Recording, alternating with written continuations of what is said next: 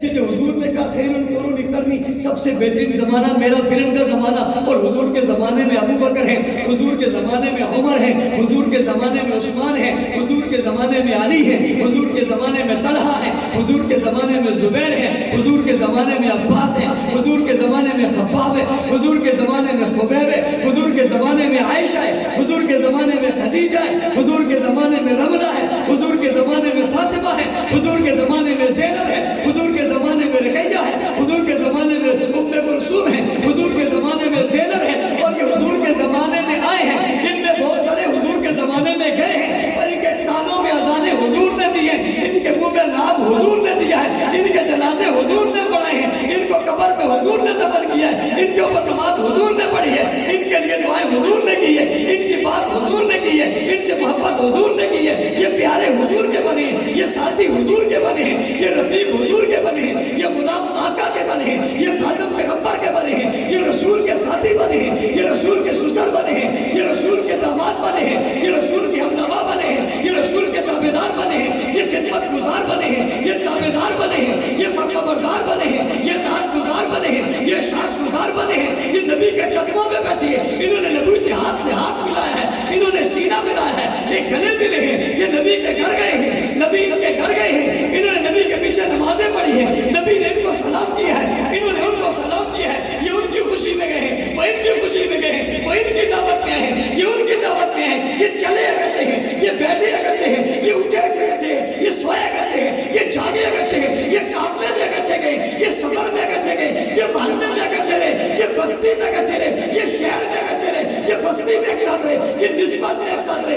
ان کے امام رہے ہیں، وہ مقتدی رہے ہیں، حضور مقتدی رہے ہیں، یہ مقتدی رہے ہیں، حضور پیشوا رہے ہیں، یہ ساتھ رہے ہیں، حضور سالار رہے ہیں، یہ سپاہی رہے ہیں، اور خیر القرون قرنی، اسی لیے تو یہ زمانہ سب سے بہترین زمانوں میں سے بہتر زمانہ ہے کہ پورے دنیا کے دوروں میں حضور موجود نہیں ہے، لوگ موجود ہیں۔ یہ زمانہ وہ ہے جہاں حضور بھی موجود ہے، حضور کے یار بھی موجود ہے، گھر بھی موجود ہے، گھرانہ بھی موجود ہے، بیوی بھی موجود ہے، شوہر بھی موجود ہے، لیڈر بھی موجود ہے، کارکن بھی موجود ہے، قائد بھی موجود ہے، سپاہی بھی موجود ہے، امام الانبیاء بھی موجود ہے، اور کائنات کی سب سے مقدس امت بھی موجود ہے۔ ارے سارے نبیوں کے سردار بھی موجود ہیں اور ساری امتوں کی سردار بھی موجود ہے۔ سبحان اللہ۔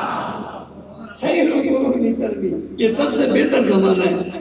میں محبت میں آ جاتا ہوں اور محبت میں آ کے جملہ کہہ دیتا ہوں، میں پھر کہہ رہا ہوں یہ سب سے بہتر زمانہ کیوں ہے؟ اس لیے کہ اس میں حضور بھی ہیں اور ابو بکر بھی ہیں۔